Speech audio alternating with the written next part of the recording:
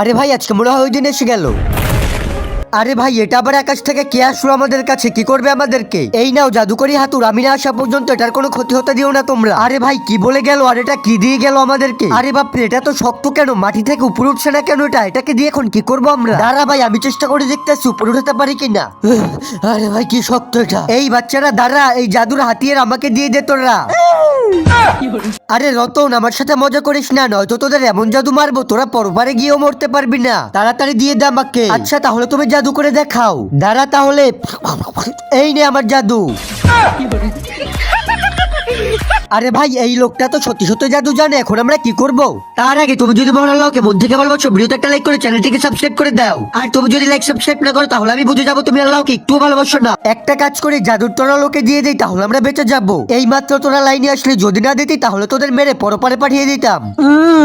ভাই দেখ ওই লোকটা জাদুর হাতুড়ে নিতে পারতেছে না। ধ্যাত্তের এই জায়গা আমার আশাই ঠিক হয়নি।